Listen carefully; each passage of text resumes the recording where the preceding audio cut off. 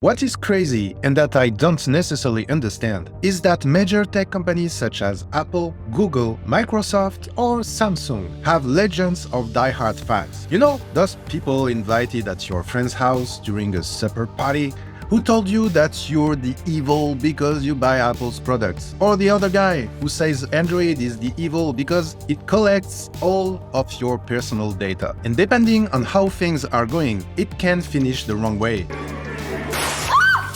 Just to mention, I already left one of my friend's house just because I had the feeling things were going definitely the wrong way. And obviously, with such diehard fans ready to behead anybody telling bad things about their lovely companies, brands are more than happy to leverage that passion to keep your wallet open. But the relationship only benefits one side, and trust me, it's definitely not you. Oh, and before I forget, please do all that stuff. It will make my day. The relationship between a loyal supporter and a company is essentially unrequited love. And just like romantic unrequited love, this dynamic often results in one side staunchly defending or completely ignoring the other's faults. It's an entirely one-sided relationship. The company gets exactly what it wants: your money, blind support, and free advertising, while we only get what it decides we should have. You are as much the product as the actual phone, tablet, laptop, or any gizmo, and this is especially true when the product is free. I would take Google as an example. Google does not offer Chrome, Gmail, or even the Android OS for free out of the goodness of its heart. You pay for those products with your personal information, and there's a lot of money to be made from it. I have a small anecdote to tell you. It was when the iPhone got the ability to pay wirelessly. At the beginning, it was a feature available on Apple devices, and then, not so long after, it came to Android devices. So a pizza delivery guy came to my door, and to pay, I presented my iPhone and then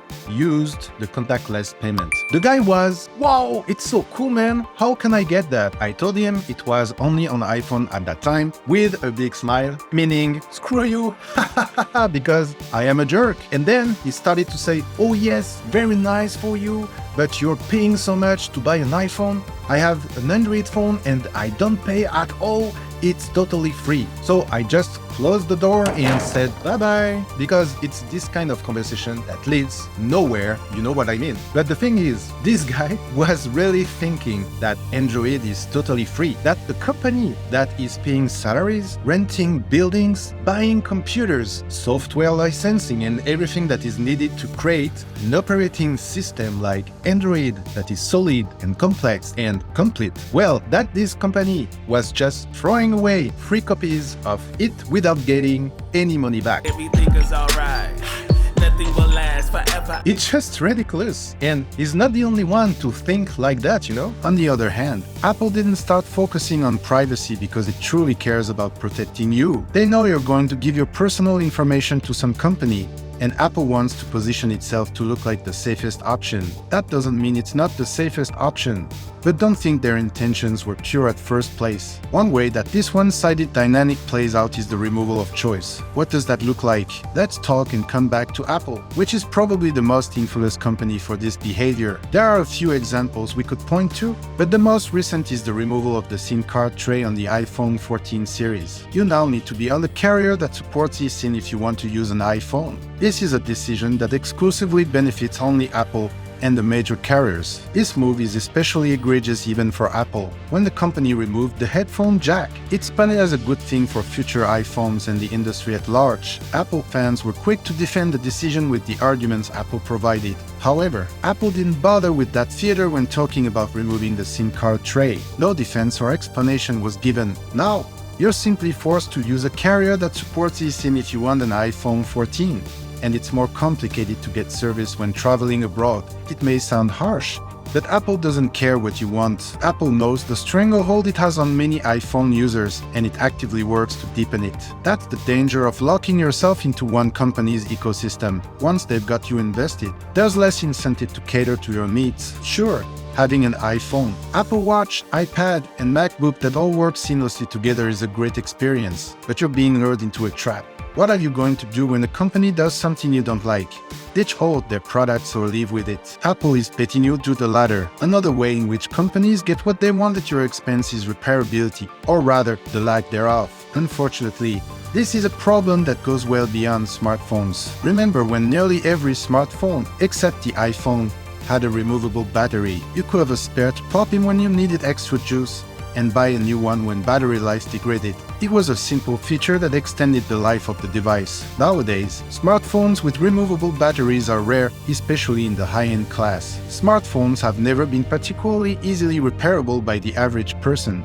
But that's bled over to desktop computers and laptops as well. It would be undeniably good for consumers and the environment if smartphones and computers were more easily repairable and upgradable. However, there's more profit in selling brand new devices and making you pay to have them fixed than helping people maintain them themselves. Companies will say sealing the battery inside allows it to be water resistant, but that's not true. It's certainly possible for a device with a removable battery to be waterproof. It is the case, for instance, for the Samsung's Galaxy X Cover 6 Pro, but it's a lot easier to just seal the battery inside and have one less thing to worry about. Companies will go so far as to create their very own type of screw to make it more difficult to open up devices. Finding genuine replacement parts and repair documentation can also be a nightmare. Thanks to third parties like iFixit, you're not completely out of luck. This problem has gotten enough attention that right to repair legislation has been proposed in several regions. It would require companies to offer genuine replacement parts, tools,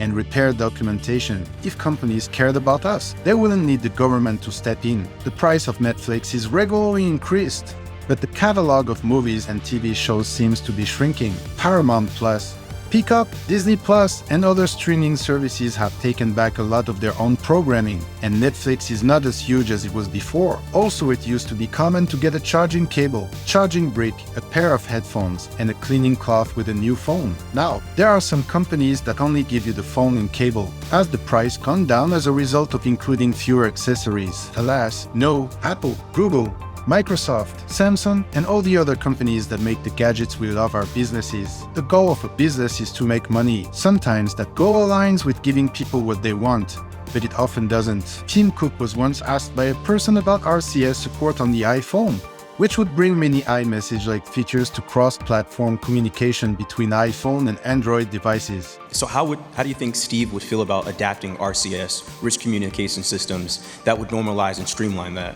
Also, RCS offers a number of upgrades over traditional SNS, including things like typing indicators, improved group chats, higher res and larger size attachments, and much more. I don't hear our users asking that we put a lot of energy in on that at this point. And so when the person complained that his mother, owning an Android phone, couldn't see the videos he sends her due to their low quality, Cook responded, buy your mom an iPhone. All right. RCS support would improve the texting experience for Android and iPhone users, but Apple would rather passive-aggressively push more people to the iPhone. The truth is no one has a relationship with these companies. We have only transactions. Stop defending them, thinking one or the other is better. They're all at the same place. They're just increasing revenues on your fan attitude behaviors, and they know well how to take advantage of the situation. Just stop making everybody feeling crap at your friend's house during the supper. Brands don't deserve it at all. And finally, they don't care about you.